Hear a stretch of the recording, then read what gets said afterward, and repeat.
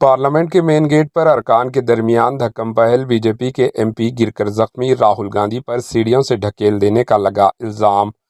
Parliament के main gate पर हुक्मरान जमात और कुछ अपोजिशन के अरकान के दरमियान धक्कम पहल का वाकया पेश आया, जिसमें उड़ीसा के बालसवार इलाके के बीजेपी के रुकन पार्लियामेंट प्रताप सिंह सारंगी पार्लियामेंट की सीढ़ियों से गिर गए। इनके सर पर चोट आई और इन्हें इलाज के लिए व्हीलचेयर पर ले जाया गया।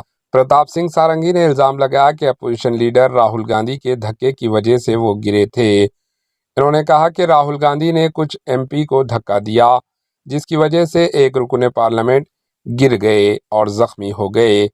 प्रताप सिंह सारंगी को राम मनोहर लोहिया अस्पताल ले जाया गया। अतलात के मुताबिक फरखाबाद से बीजेपी के रुकन असम्बली मुकेश राजपूत को राहुल गांधी के धक्का दिया और वो सारंगी पर गिर पड़े।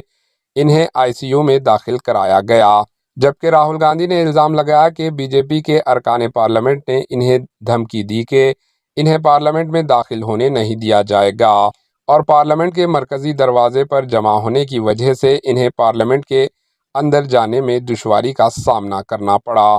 कांग्रेस सदर मल्लिकार्जुन खड़गे ने इल्ज़ाम लगाया कि बीजेपी के एमपी मेंबरान पार्लियामेंट को राहुल गांधी और प्रियंका गांधी से बदतमीजी की। इसी दौरान राज्यसभा और लोकसभा दोनों ऐवानों की कार्रवाई दोपहर 2 बजे तक मुलतवी कर दी गई।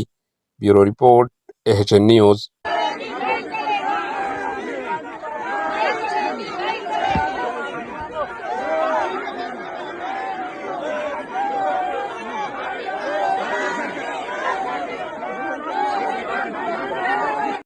हमारे एएचएन न्यूज़ को सब्सक्राइब करिए ताकि आपको नोटिफिकेशंस आते रहे वक्त पर।